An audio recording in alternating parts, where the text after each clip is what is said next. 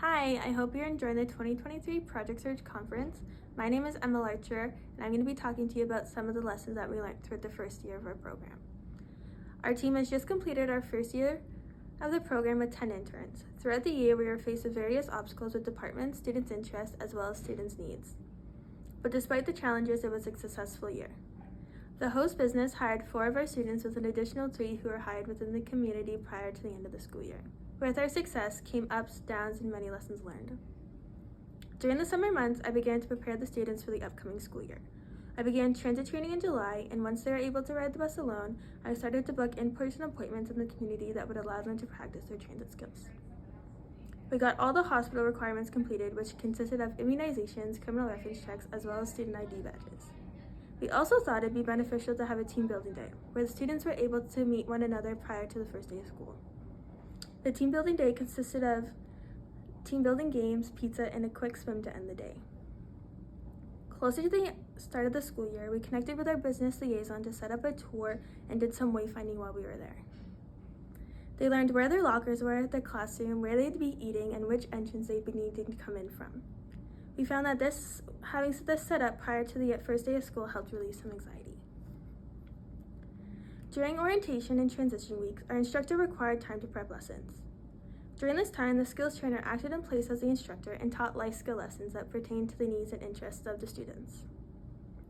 During all lessons, many of our interns required support with reading and writing. Therefore, one of our skills trainers needed to act as an educational assistant. With the one skills trainer acting as an educational assistant, the other would continue to learn skills in the department, complete computer work, and meet with departments as needed. Prior to each internship, our interns were expected to participate in an interview with managers and mentors. After the first round of interviews, we noticed that there was a lack of insight on the interns, even though we provided the intern profile. After seeing the gap, we decided to meet with the managers and mentors to have a conversation regarding the information that was shared in the interview, ensuring that we went over strengths, support needs, as well as aspirations of the intern. This allowed time for the department to ask any questions regarding the intern and how they can best support them. Following the interview process, we had a few departments that preferred the mentors training and supporting the interns in the role within the department. At first, it took away off the skills trainers and allowed us to focus on the interns in the other placements. Though, over the course of the internship, we started to notice some challenges with this strategy. We were unable to accurately assess the interns, since we were relying on the mentors to provide feedback rather than direct observation of the skills. The mentors did not communicate when introducing new tasks, and when teaching the interns were not set up for success. We later received feedback from the mentors that the tasks were not being completed to their expectations. This resulted in the skills trainers having to increase their support efforts, which resulted in further pushback from the departments, as well as little growth from the interns. At this time, the department started becoming more busy. The support level started to diminish from the mentors, and the interns were left completing lower-level tasks, which does not meet the Project Search standard. Once the skills trainers were able to increase their support, we were able to create routine schedules as well as assess the challenges that they were having. The interns then started to make progress at mastering tasks at a faster rate, along with a better understanding of their role. This then gave them opportunities to learn additional tasks, and it was learned moving forward that the skills trainers and mentors must take on the full support role for the interns while still allowing the mentors to support when the skills trainers are not present.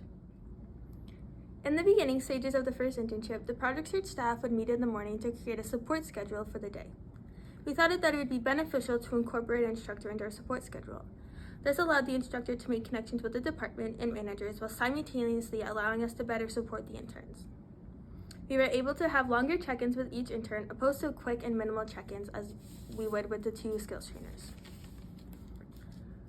We started to notice the inconsistency of teaching styles put to the interns' advantage. We later collaborated and made the decision to split the interns into groups, and each staff member was given a group to support for the duration of the internship. Being able to support the same 3 interns allowed us, the on-site team, to create a meaningful rapport with the intern as well as the department. The trust between the interns and the skills trainers allowed for a better understanding of how to effectively communicate with them, understand the limits of the comfort zone, and how to support them when redirecting their behaviors. During the second and third internship, we switched interns and departments, which gave each skills trainer the opportunity to make connections in each department we were working with, while simultaneously allowing us to get to know each intern.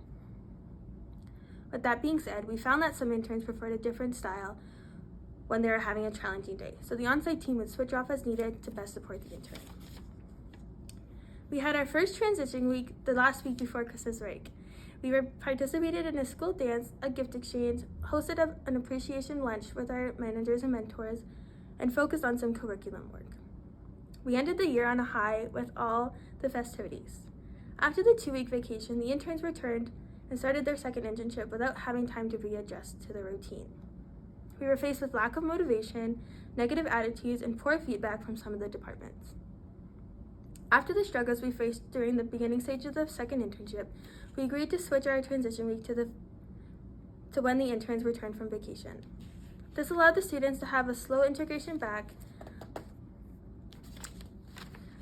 as well as more time for the Project Search staff to address any concerns that may arise prior to starting the internships. Throughout the year, we started to gather new departments, so we felt that it'd be beneficial to provide any information sessions provided to the sending an intern into the department. We set an expectation that the managers and mentors will participate in the information session regarding the program and expectations of the managers and mentors. These meetings were hosted by Jennifer Way as well as our business liaison, and it gave the managers and mentors an opportunity to raise any questions or concerns they had. Overall, this was such a positive experience working as a skills trainer for Project Search.